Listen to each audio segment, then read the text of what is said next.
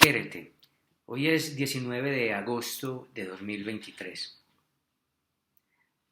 Continuaré con la epistemología cirenaica.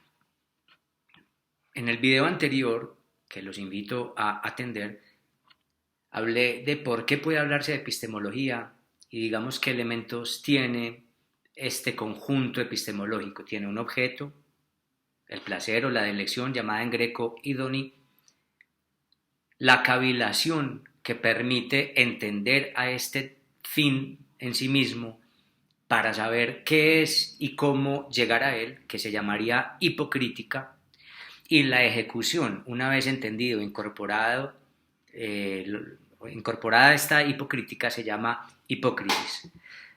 Entonces, hay un objeto, fin, al cual tiende el conocimiento, el interés y la vida del cirenaico, la idoní o la delección, la cavilación con los demás interesados e incumbidos, llamada hipocrítica, que es una ética, y la hipócrisis, que es justamente la consecuencia de esa hipocrítica, que es la actuación, la vivencia cotidiana de esa hipocrítica que tiende a ese fin, llamada. Para versar o para entender detalladamente esta epistemología cirenaica, he querido ir leyendo el texto en castellano de la traducción de Carlos García Gual, del libro de Diógenes Laercio de Vidas y Opiniones y Sentencias de los Filósofos Más Ilustres, del libro segundo, en el capitulito o en el apartado dedicado a Aristipo. La epistemología cirenaica aparece expresamente del apartado 60 y... Perdón, yo cotejo. Del 86, al 93. Entonces, leeré del apartado 86 algunos fragmentos al 93. Sin embargo, también la epistemología cirenaica, como se ha visto en los videos anteriores, puede deducirse de los apartados anteriores donde se cuenta de la biografía de Aristipo, puesto que las anécdotas aristipeas reflejan para el autor y para quien lee el libro esta ética. Dice pues: los que se mantuvieron fieles a la doctrina de Aristipo y son llamados cirenaicos sostienen las tesis siguientes. Entonces, básicamente estos son los postulados ya conscientes, patentes, declarados, ante los cuales tomarán posición los distintos discípulos que harán las ramificaciones o que generarán las ramificaciones o las otras escuelas o ramificaciones cirenaicas. Dicen, estas pues son, digamos, como los conceptos fundamentales de Aristipo. Entonces, los cirenaicos sostienen las siguientes tesis. Toman como básicos los dos estados de ánimo. El término que traduce Carlos García Gual aquí como estado de ánimo es paci, incluso lo pone entre paréntesis en el texto en castellano, que también podemos entender como pasiones. Pasiones como aquello que padecemos, como aquello que recibimos y que sentimos, ¿no es cierto? ¿Cuáles son estos dos paci básicos del ser humano? El placer y el dolor. Entonces, esta es la primera cuestión, la epistemología central de toda la escuela cirenaica. Existen dos pasiones fundamentales. Una es, o dos paci, está la idoní o la delección, el placer, y está el dolor, que en griego el término que se usa en este texto es ponos.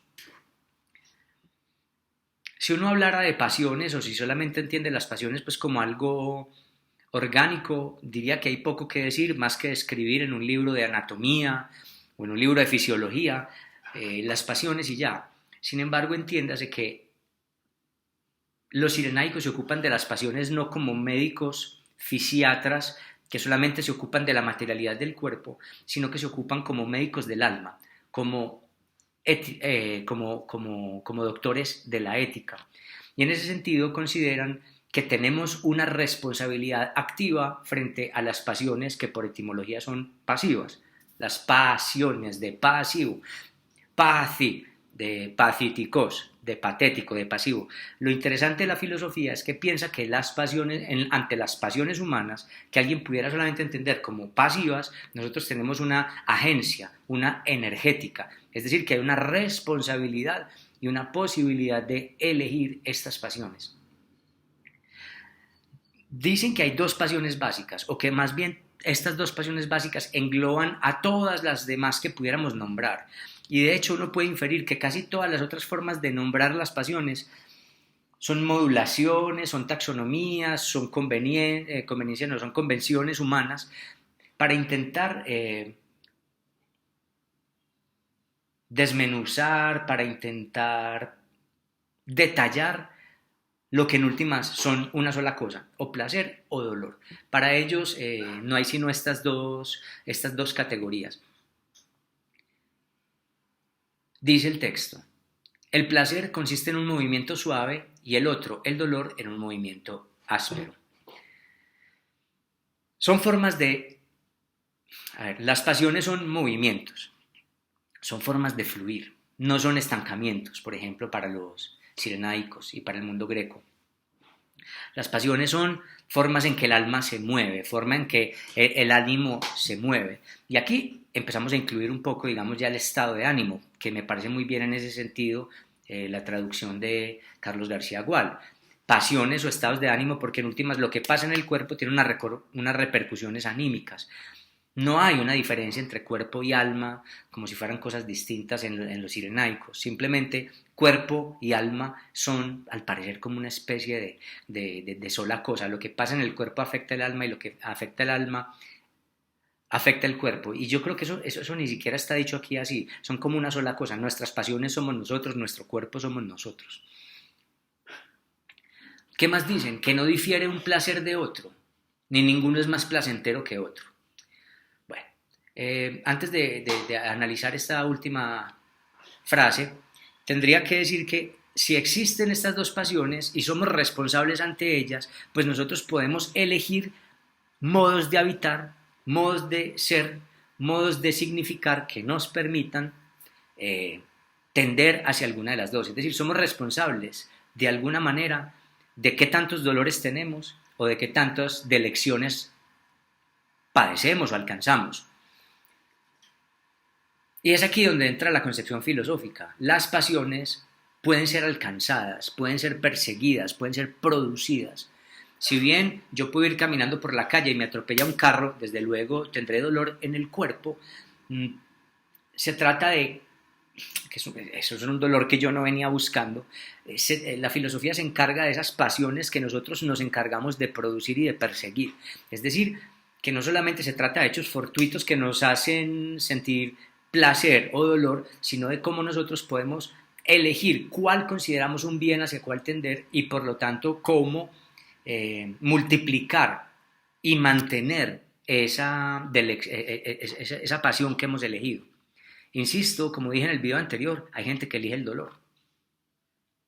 No estoy hablando del dolor de si te cae un ladrillo en la cabeza, estoy hablando del dolor que podemos elegir o que podríamos no elegir, y lo mismo de la elección que podemos elegir o de la que podríamos no elegir. Dicen pues que entonces no difiere un placer de otro, ni ninguno es más placentero que otro. Lo que ellos aquí quieren decir es que no hay categorías axiológicas, no hay placeres mejores o peores, que es un poco lo que vemos que de alguna manera intenta, bueno, Aristóteles todavía no, pero Spinoza, por ejemplo, y la teoría de la filosofía occidental después del mundo griego, intentó hacer taxonomía de las pasiones, aunque Aristóteles sí hace taxonomía de las virtudes, y tomando, digamos, las pasiones y las actitudes extremas para encontrar un punto medio. Bueno, ahí sí hay como una especie de axiología, para él lo mejor es el punto medio. Hay pasiones que son extremas y seguramente no tan buenas, o no tan buenas en determinadas circunstancias, aunque a veces una misma pasión extrema puede llegar a ser positiva o virtuosa, bueno, es otro tema, pero ante esa preocupación que ya está empezando a tener en el mundo de cuáles pasiones son mejores que otras, los cirenaicos dicen, esto es muy sencillo, no nos metamos en taxonomías, las taxonomías casi que cada quien las hace, como diría Michel Foucault, en las palabras y las cosas, cada quien coge en su mesa de disección y corta el mundo como le da la gana, como enseña el texto de John Wilkins de Borges. No, existe el placer. Y usted me puede decir, hombre, es mejor el placer de un orgasmo que el placer de comerse una pizza. Aristipo dice, no hay placeres mejores que otros y no difieren los placeres el uno del otro. Uno no debe confundir, y aquí está la epistemología cirenaica, uno no debe confundir el objeto o el estímulo que produjo placer al placer que es el resultado. Los resultados de placer son eso, placer, independientemente de si el placer es placer por un orgasmo, placer por dormir, placer por comerse una buena pizza. Que un placer venga de una pizza, que otro placer venga de dormir y otro placer venga del orgasmo, que son las causas que generan placer, no deben confundir con el resultado. El placer es placentero y no hay placeres mejores que otros en términos de valoración, en términos morales. El placer es valioso como resultado en sí mismo y esto es epistemología. Y hablo de epistemología porque implica un modo de entender y un modo de conocer. Lo que importa es el resultado, no la causa para los cirenaicos. Y ya veremos de qué modo la causa no importa. Entonces lo primero que ellos están diciendo es, olvidémonos de esos intentos ya metafísicos, ya morales, ya vanos, de moralizar las pasiones en categorías, en listas de mejor o peor que en la cristiandad derivarán en pecados o virtudes y en los pecados mortales, capitales, etcétera, etcétera. No hay más que placer o dolor. Y esos dos son inmorales. El placer no es bueno per se, en el sentido de la moral, y el dolor no es malo per se en el sentido de la moral. O lo que estoy queriendo decir es, el dolor no es moralmente malo y el placer no es moralmente bueno. Que lo hayamos elegido como fin bueno habla de nosotros como filósofos. Y además estamos amparados, los cirenaicos dirían, en la sensación de placer, pues la sentimos como buena, mientras que del dolor huimos naturalmente. Una mano en una estufa es retirada de inmediato porque el cuerpo se protege del dolor. Entonces la definición de bondad no es una definición moral, sino una definición extraída del orgánico, de la naturaleza. Ahora, el que yo, Aristipo, quiera seguir eligiendo placeres que estén en mi alcance o a mi alcance, en mis manos, hablas de mi decisión ética, de mi decisión filosófica, amparada en una interpretación de lo que es natural. Pero no es que el placer sea moralmente bueno, es naturalmente bueno. Y esa es una pequeña gran diferencia.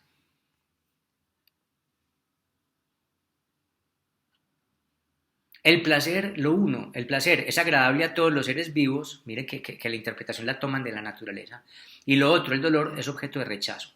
Todo lo vivo quiere preservarse y el alborozo del placer es una manera, digamos, de regocijar, de hacer un movimiento de regocijo que se siente como placer en el cuerpo.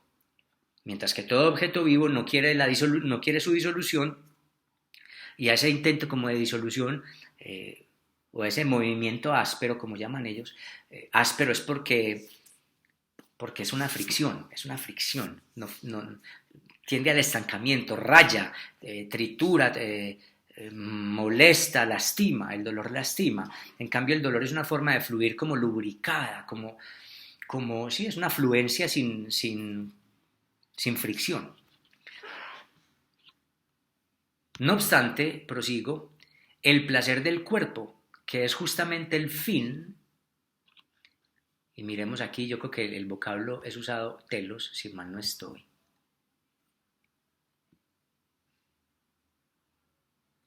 Idonin menti tus somatos in que telos ine, sí.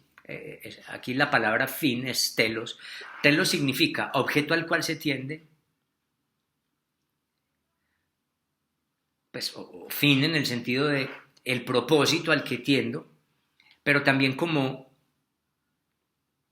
muro último, no hay nada más allá que buscar que el placer. Y aquí hay una respuesta, ya lo veremos, de Aristipo a Sócrates. Sócrates pensaba que había algo más allá del placer orgánico y que se llamaba la felicidad o eudemonía.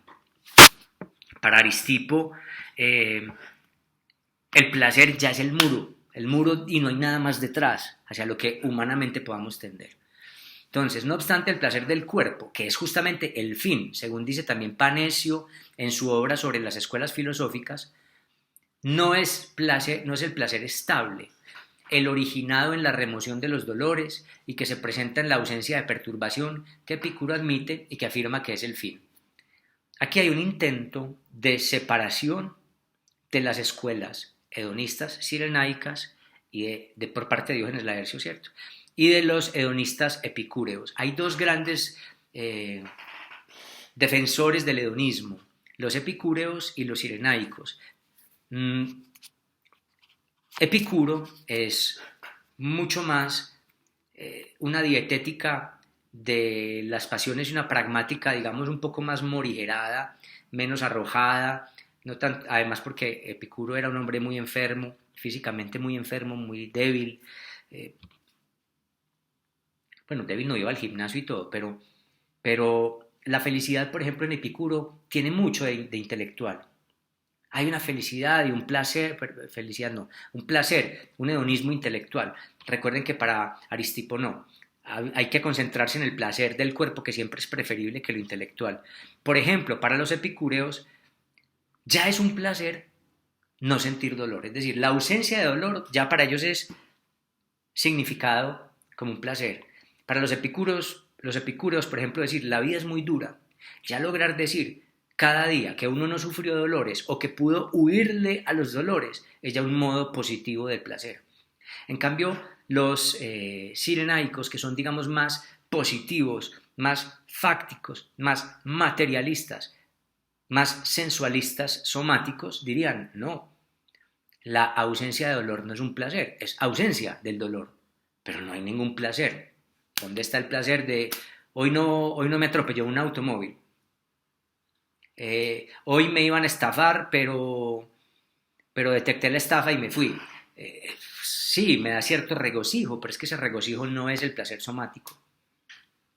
Y no es un gran placer, es más como una especie de superioridad por haber detectado un fraude, pero no es un placer fáctico como lo que buscaban los epicúreos.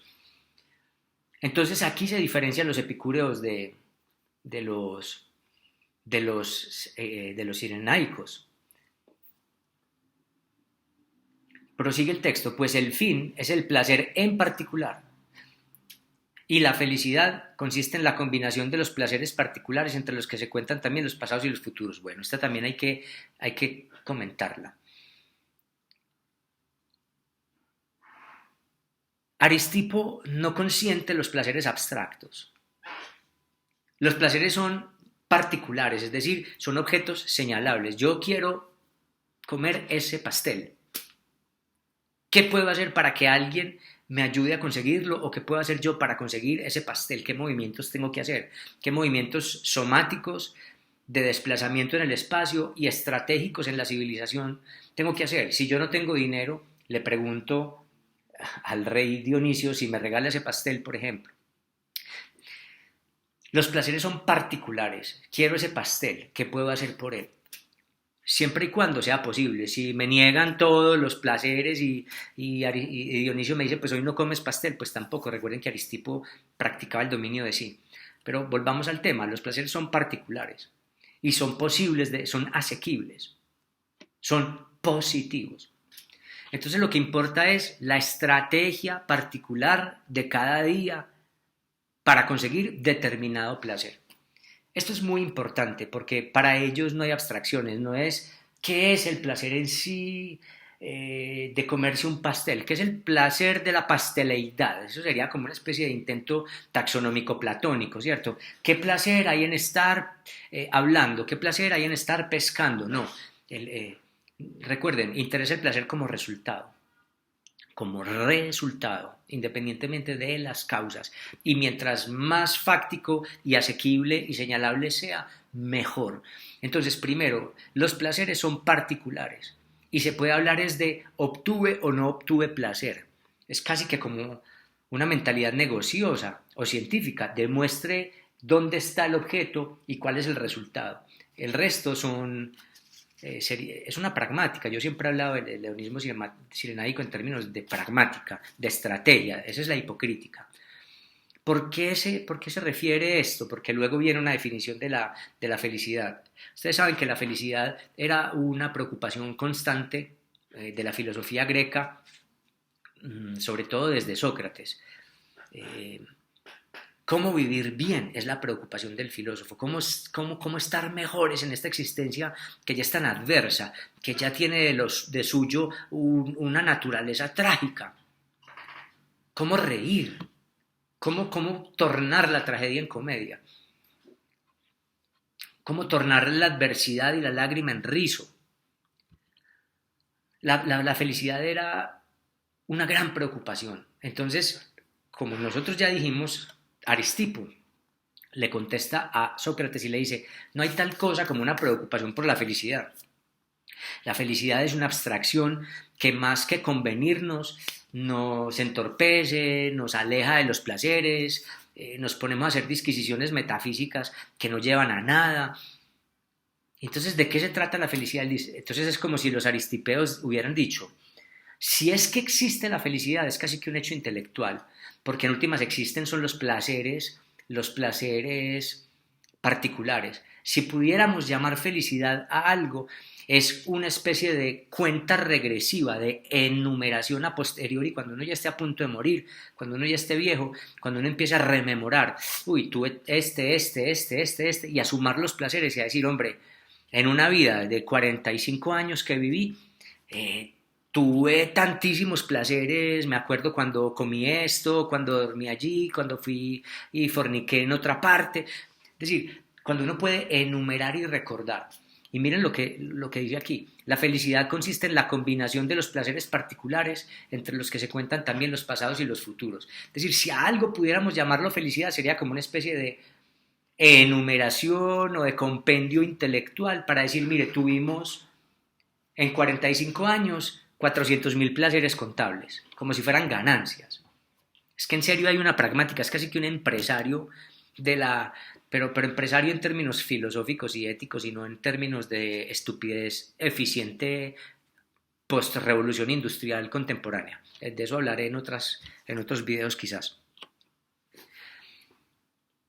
Lo que está, creo yo, diciendo aquí el texto es, lo que importan son los placeres particulares. Luego, si usted quiere hablar de felicidad, pues cuando esté a punto de morir, haga la cuenta y diga, hombre, mire, tuve tantísimos placeres, pues a eso es lo más cercano que podemos estar de lo que hubiéramos podido llamar felicidad.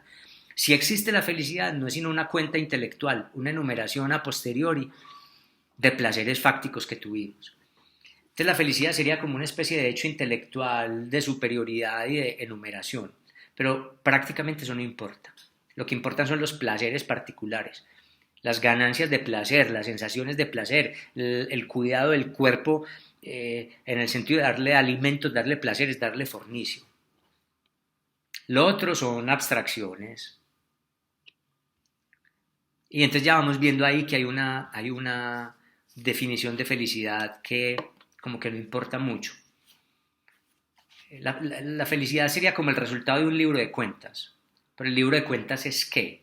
Un compendio, una tabla de Excel con datos.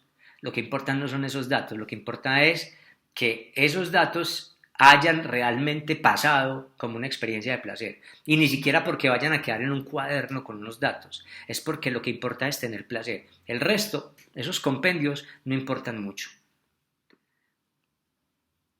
El placer particular es elegible por sí mismo. Escuchen esto. Lo importante son los placeres particulares. Quiero besar a esta mujer. Claro, eso no significa que voy y la rapto, la cautivo. Obviamente, le pregunto. Recuerden que Aristipo respeta las convenciones sociales, no por considerarlas sagradas, sino porque si yo voy a raptar a una mujer, ella no quiere ser raptada, me abofetea o me empuja o me lacera o me mata. Cuando yo digo quiero besar a una mujer, pues tengo que hacer todo lo de las... Acuérdense que Diógenes, que Aristipo le dice a Diógenes, hay que saber tratar a la gente. Hay que saber tratar a la gente o tratar con los demás. Quiere decir que hay que seguir las convenciones culturales.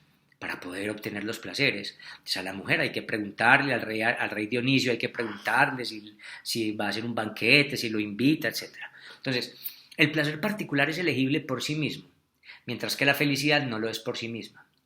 Y ahí es donde yo les decía, la felicidad, a mí me parecía aquí incluso que esto es un eco de lo que va a hablar Schopenhauer en, en sus elucubraciones filosóficas. Aquí me parece siempre que hay un eco de Schopenhauer. El placer es un asunto positivo, la felicidad no, es un asunto en negativo, es una abstracción.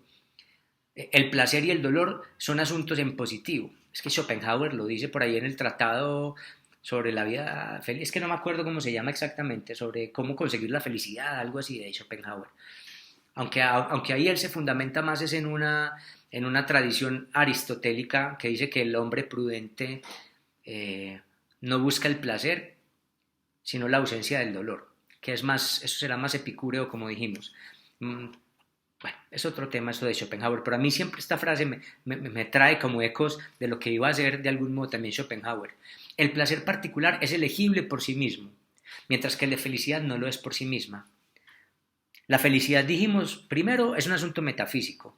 Si existiera, es más un compendio en un cuaderno, una revisión ulterior de cuántos placeres, de cuántos datos se fueron acumulando en ese cuaderno. Dice, el placer particular es elegible por sí mismo, mientras que la felicidad no lo es por sí misma, sino por los placeres particulares. Si hay algo que pudiéramos llamar felicidad, dependerá del placer, y del placer somático fáctico. Da fe que el placer es el fin, el hecho de que nosotros desde niños y reflexivamente estamos habituados a buscarlo, y una vez que lo hemos alcanzado no buscamos nada más, y que nada rehuimos tanto como lo opuesto a él, el dolor. Volvemos a esto. Aristipo deduce de los niños y de la naturaleza y de lo que él entiende de los seres vivos para hablar del placer como bien. Y de aquí podemos deducir, la cultura nos enseña a la brava, a los niños les cuesta mucho aprender a abandonar sus placeres en pos de los premios culturales.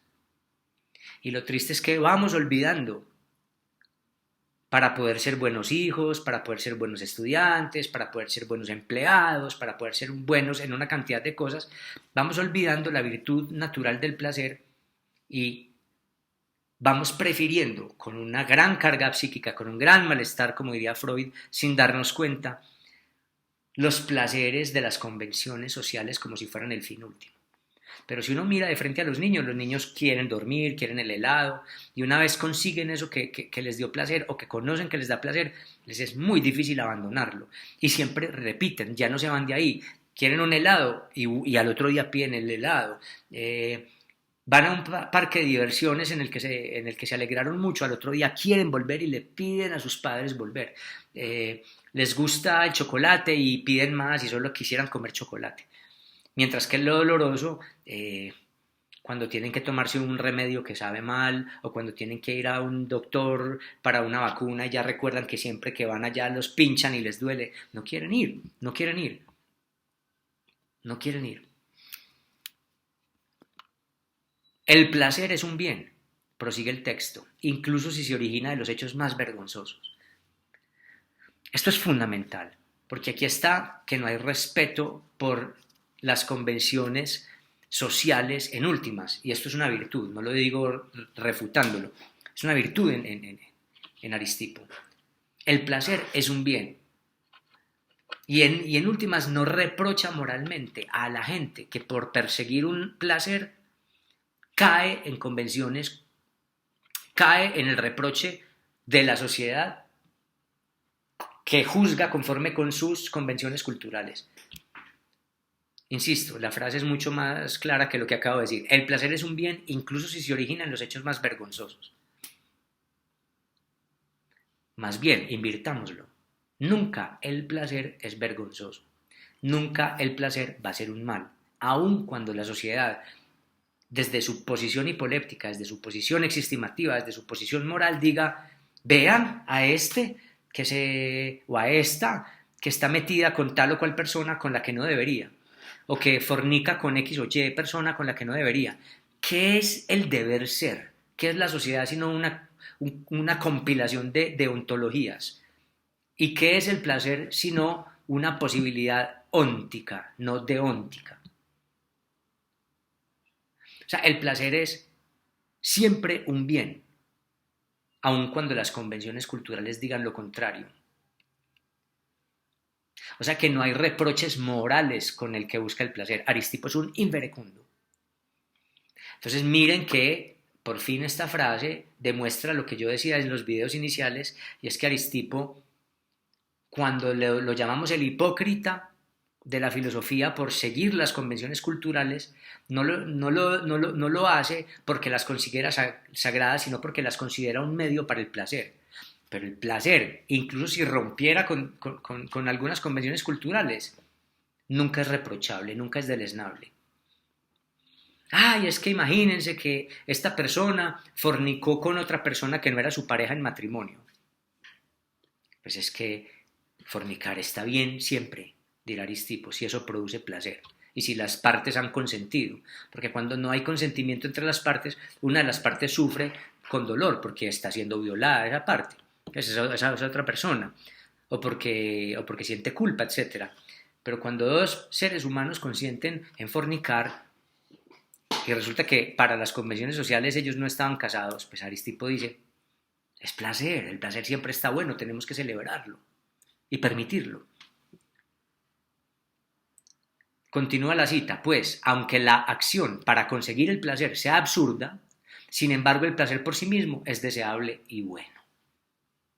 Nunca, y con esto podemos dejar el video de hoy, nunca, y esto está en el apartado 88, nunca el placer es un mal, nunca. O sea, el placer como fin siempre está bien, no importan los medios. Aquí podemos deducir una pragmática, un utilitarismo y un materialismo sirenaico. El fin siempre es bueno y justifica todos los medios. No, bueno, eso tampoco es así. Mientras no cause dolor. Mientras no cause dolor. Aquí habría una refutación retórica, pero ¿y si le causas dolor a la moral social porque hay unos cuantos que se indignan al verte? Ese sí no es tema para Aristipo. La indignación moral o el dolor moral no es un dolor.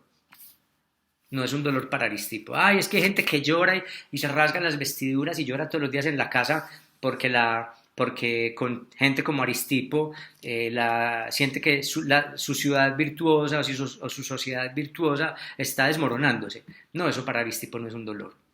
El dolor moral no es un dolor para Aristipo. Y de hecho, la inverecundia hedonista sirenaica es un intento, un llamado para despertar a la sociedad, para mostrarles que se puede vivir gozosamente, pues el gozo, siempre y cuando sea consensuado, siempre y cuando no le cause dolor a nadie, ni a sí mismo ni a los demás, es siempre un bien y es un modo de estar bien con los demás y consigo mismo. He aquí pues este segundo video de la epistemología sirenaica, de la ética sirenaica, de la vía sirenaica, que seguramente es extrema y con seguridad sigue causando pavor a muchos. Este fue el video, muchas gracias por atenderlo. Hasta ahí, quiérete, hasta una próxima, si es que hay una próxima. Ya.